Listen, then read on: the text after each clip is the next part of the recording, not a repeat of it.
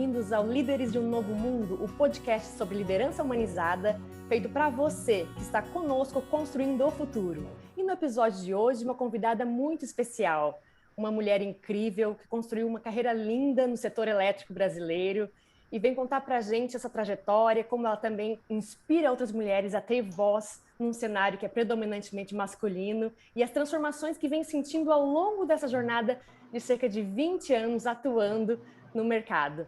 Bem-vinda, Fabiola Sena! Obrigada, Shirley. Estou muito feliz em finalmente a gente conseguir fazer essa conversa, compartilhar um pouco da história, enfim, vai ser um prazer. Obrigada. Bom, é uma alegria, assim, eu tive a honra de acompanhar, né, grande parte da tua jornada, e eu sei quanta coisa rica você tem para compartilhar com a gente. Então, eu já começo te pedindo para contar um pouquinho da tua história, Fabiola, ao longo desses 20 anos, como engenheira, né? Algo que na época em que tu se formou e depois se tornou doutora, nisso era bem incomum para as mulheres. E como tu vem sentindo ao longo desse período os desafios, as dores e aquilo que te ajudou também a lidar nas diferentes situações e ir avançando sempre de maneira tão enriquecedora, produtiva e inspiradora. Muito bem, então eu estou fazendo esse ano 26 anos de formada em engenharia elétrica e é até muito curioso contar como é que eu fui chegar na engenharia elétrica, né? A história é muito interessante porque eu resolvi fazer a escola técnica, era muito jovem, tinha 14 anos de idade e fui impulsionada por uma amiga. A amiga resolveu fazer o teste de seleção da escola técnica e eu fui também fazer. O que aconteceu foi que a minha amiga não passou e eu passei. E aí fui falar para o meu pai, poxa, pai, eu não quero ir porque a Isabel não passou. Ele falou, não, você vai sim, escola técnica é uma ótima escola, você vai fazer escola técnica. E aí fui fazer escola técnica, muito jovem, entrei com 14 anos e lá ao final do primeiro ano eu tive que escolher uma das especialidades. Então, eu tinha edificações, eletrotécnica, mecânica, eletrônica. E aí eu decidi fazer eletrônica porque era uma novidade, era algo que eu gostava muito, já na época era muito interessada em eletrônica, e resolvi fazer. E ali foi realmente a minha primeira, eu diria, a minha primeira grande decisão que forjou, né, essa história. Foi lá atrás que eu decidi fazer eletrônica, e ao terminar a escola técnica, o que seria hoje o nível médio, né, eu escolhi fazer o vestibular para engenharia elétrica, que era o que na época os meus colegas estavam fazendo, engenharia elétrica ou engenharia de computação, ciências da computação, ou engenharia de controle e automação. E eu decidi, então, pela engenharia elétrica, porque na época me aconselhei, e aí eu acho também muito importante, né, já relatar as pessoas que vão aconselhando a gente pelo caminho. Um tio meu que era engenheiro civil, ele falou, Fabiola, a engenharia elétrica é mais amplo, vá pela engenharia elétrica e você, em algum momento, você pode optar aí mais para eletrônica, mais para automação, para robótica, para computação, e assim foi. E foi muito legal, porque lá naquela época, até às vezes as pessoas me perguntam, né, mas você já naquela época não sentia essa coisa de ser uma mulher no mundo dos homens? E realmente eu não sentia, para mim foi muito natural. Como eu entrei muito cedo no ramo da engenharia, quando eu decidi eletrônica aos 14 anos, né, eu diria que não foi algo que era muito evidente para mim. Eu era muito focada, muito disciplinada, eu gostava muito de estudar, e aquilo realmente fez parte da minha jornada. Quando eu terminei a engenharia elétrica, eu decidi, já no último ano, que eu iria para a área de sistemas de potência, que é a área do setor elétrico, digamos assim, mais a parte técnica, né? Mas aos poucos comecei a perceber que estava começando a privatização do setor elétrico, as coisas estavam começando a ficar mais voltadas a mercado. E aí, de novo, mais uma pessoa importante, que foi o meu orientador na época de bolsa de iniciação científica, ele falou, Fabiola, faça um mestrado aqui, eu vou te orientar e acho que vai ser bom para você esperar um pouquinho o setor elétrico começar a se modernizar, ter as primeiras privatizações, com isso você tenha um pouco de paciência, né? Não vá já para a indústria, espere um pouquinho. E assim foi. Fiz o mestrado com ele e, na sequência, a paciência foi grande, porque são 2 anos de mestrado e o setor ainda continuava muito travado, ainda muito estatal. E ele falou, então fica mais um pouquinho, fica mais 4 anos e faz o doutorado aqui. E eu fiquei os 4 anos e fiz o doutorado. Então, assim, essa história toda para contar que em 2001, quando eu terminei o meu doutorado, eu me formei em 95, e em 2001, quando eu terminei o doutorado, foi que, de fato, o setor elétrico ele estava desabrochando e estava propriamente contratando profissionais, né? Porque naquela época, naquela altura, era o setor ainda muito estatizado, as empresas não se modernizavam, né? Era muito difícil, concursos muito limitados. Então, ali que, de fato, começou, e eu sempre ouvindo muito as pessoas pelo caminho, né? O meu pai, o meu tio, o meu orientador, sempre homens me acompanhando aí nessas decisões. Agora, que interessante, né? Sempre essa perspectiva do que para o que a gente está se preparando é algo que muitas vezes ainda não se apresentou, né? E essa construção no caminho, que não tem certezas, não tem nada totalmente concreto, mas vai no movimento, no fluxo da vida, né? Muito mais deixando a vida se apresentar e o convite ser feito e seguindo ali com foco, com determinação, e as coisas vão acontecendo ao longo do caminho. Acho bem importante a gente ter essa perspectiva, porque muitas vezes tem a ilusão de que tudo que vai ser construído precisa ser previamente definido, demarcado, para que se atinja objetivos.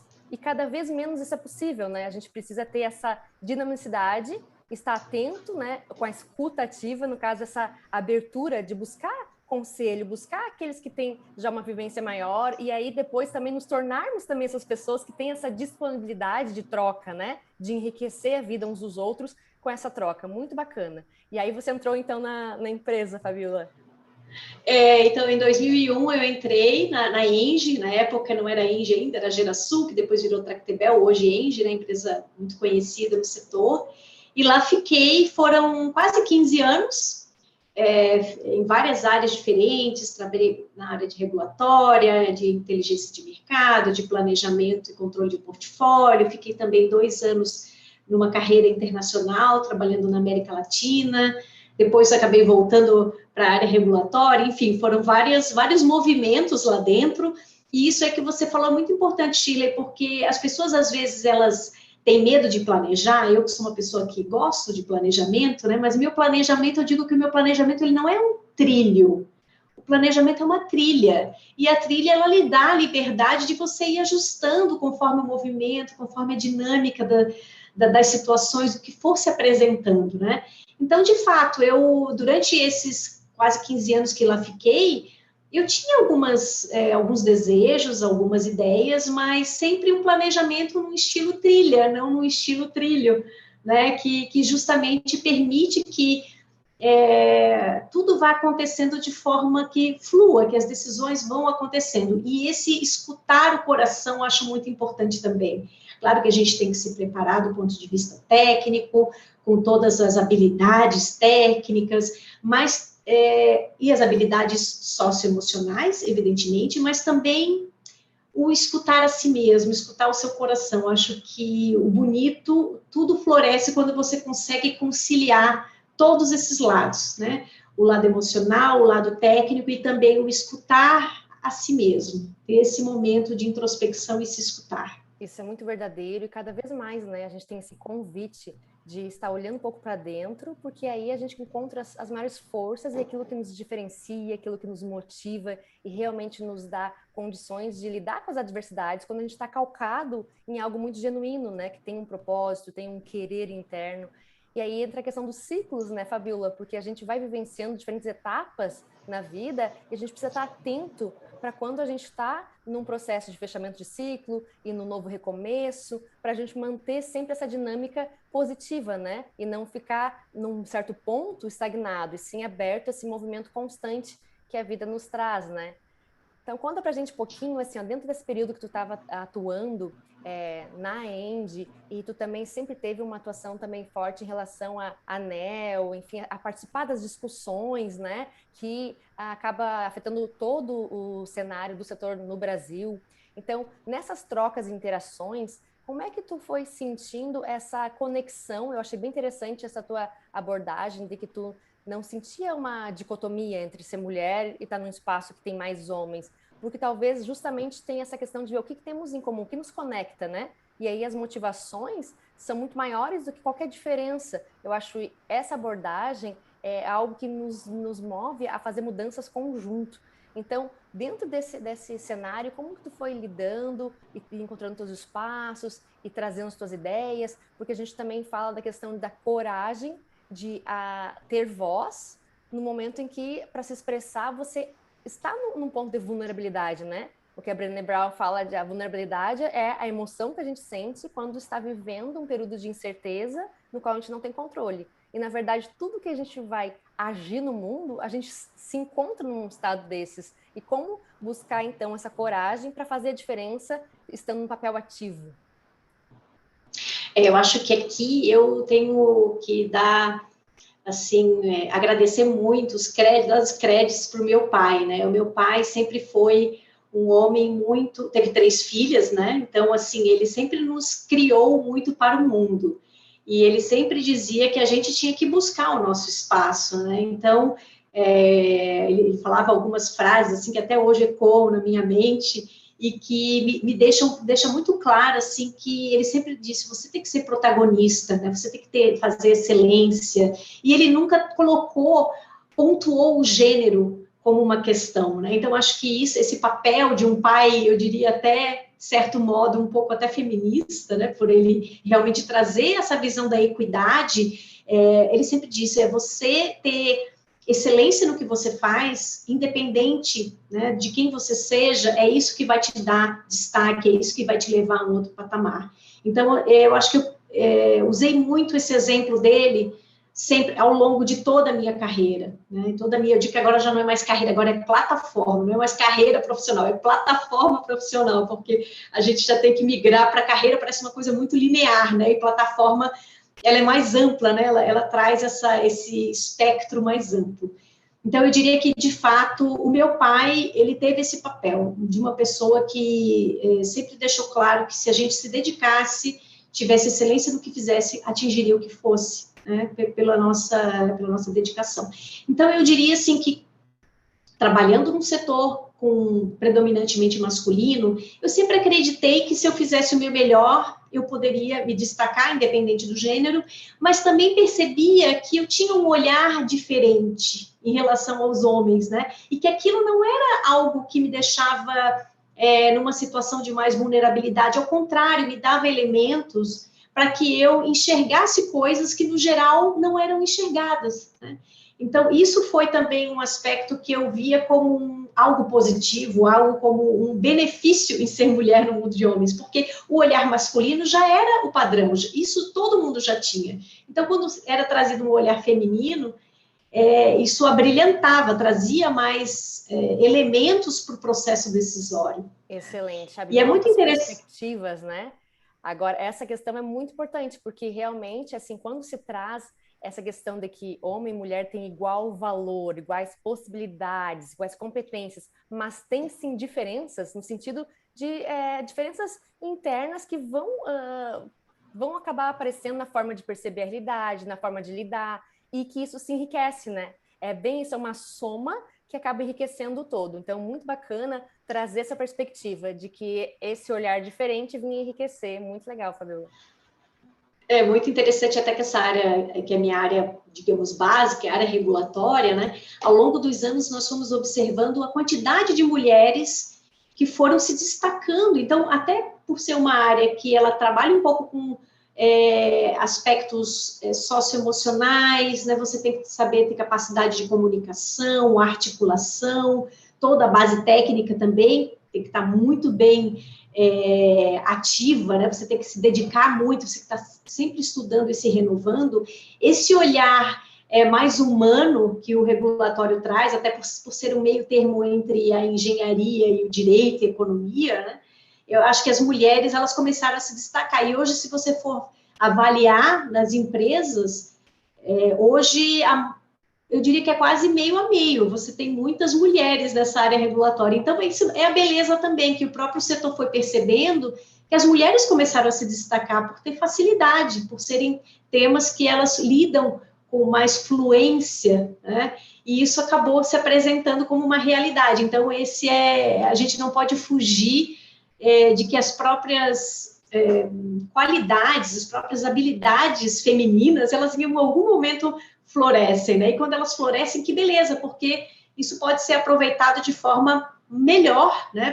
Tanto nas empresas, para a sociedade, para as organizações. E esse ponto é bem importante, né? Porque algumas características que são da força do feminino, como a capacidade de escuta, empatia, o cuidado, esse foco no coletivo, que é muito da natureza feminina, olhar para o todo, né? E se perceber como parte de um todo. Todos esses aspectos são cada vez mais demandados no mundo que a gente vive hoje. E, claro, entendendo que essa energia do feminino também pode ser cultivada nos homens, que a gente traz, assim como essa energia também de foco, direção, que são energias masculinas e são fundamentais que a gente também desenvolva, mas que as mulheres precisam, de uma maneira muito forte, trazer isso, né? E a gente viveu um período em que muitas mulheres, digamos que, acabaram se endurecendo um pouco e assumindo um papel bastante masculino no seu ambiente de trabalho, por necessidade, às vezes, né? Mas acabaram deixando suas forças, toda essa natureza tão pulsante, um pouco de lado. E a gente percebe que agora tem um retomar, né? Com essa valorização desses aspectos, e a gente consegue ver as mulheres assumindo a sua inteireza e, assim, conseguindo contribuir com muito mais força também para todo o cenário, né? Como é que tu sentiu essa transição, Fabíola, ao longo desses anos, da mulher poder assumir mais a sua verdade e, assim, trazendo muito mais elementos para esse cenário? Acho que vale até a pena resgatar um pouquinho a história também, né? Depois desses 15 anos de Engie, em 2015, eu fui convidada para ir para uma outra empresa, para ser diretora de assuntos regulatórios da Statkraft, que é uma empresa norueguesa.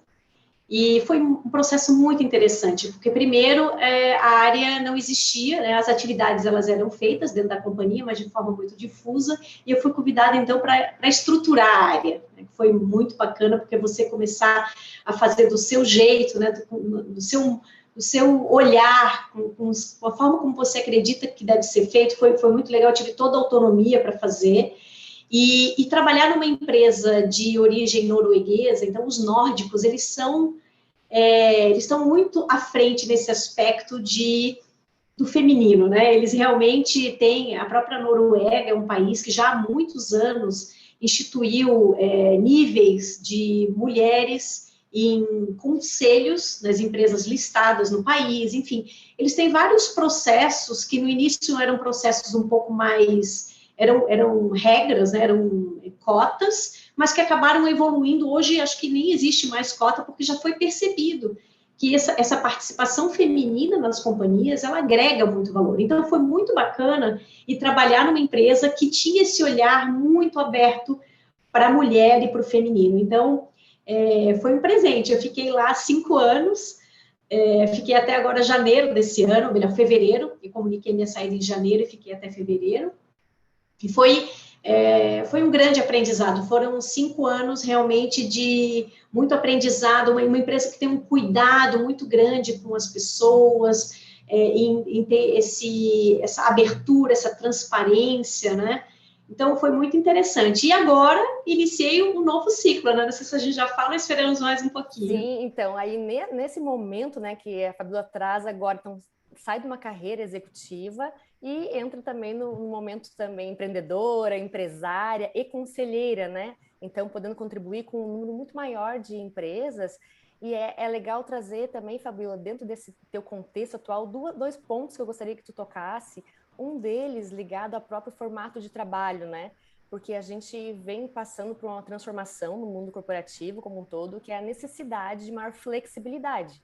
Simplesmente porque a vida pede isso, né? Então, aquilo que era muito rígido, formatos horários de trabalho, CLT, numa coisa que já estava não estava mais trazendo benefício, e sim engessando as pessoas. Eu sei que tu tem um olhar também em relação a isso, até pela tua experiência também de viajar e conhecer outras formas possíveis, né? Que trazem resultado e são mais livres. Queria que tu falasse um pouquinho sobre isso, o formato de trabalho com a tua equipe. E também trazer a questão desse olhar, como tu vai contribuindo nos conselhos com essa força da agenda ESG e o que isso impacta hoje, né, no nosso mundo contemporâneo.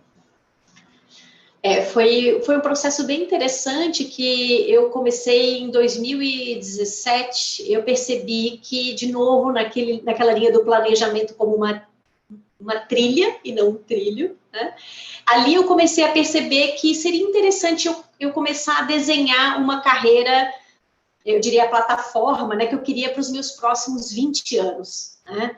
Então, ali eu comecei a estudar como que eu me imaginava, fiz vários processos, você também participou, né, eu fiz processo de coaching com você, mas comecei a trazer esse olhar de como que eu me imaginava, né, dado que eu já estava chegando ali em 20 anos de formada, 20 anos até mais de 20 anos de formada, na verdade, como que eu imaginava meus próximos 20, 25 anos, né?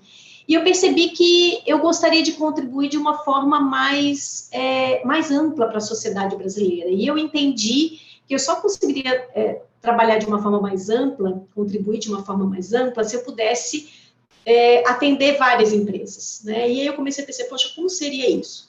Seria, primeiro, com uma carreira de consultora, que é uma carreira possível, porque você fica disponível para trabalhos de uma visão um pouco mais de curto prazo, porque normalmente você vem com uma missão, né, e resolve aquela missão para a empresa, mas ao mesmo tempo eu gosto muito do olhar do longo prazo. Então eu pensei, como que eu posso ajudar as empresas de uma forma mais perene, né, de sustentável? E aí eu descobri que existia uma certificação para conselheiros de administração, né? Na verdade, existem 3, pelo menos, no Brasil, e eu acabei optando pelo Instituto Brasileiro de Governança Corporativa, a estudar, a fazer a formação e depois me certificar para ser uma conselheira de administração independente. Então, eu posso participar tanto de conselhos de administração, como comitês de assessoramento e também conselhos consultivos de empresa, de forma a ajudar na estratégia, a usar esse olhar de todos os stakeholders envolvidos na organização, na companhia, né?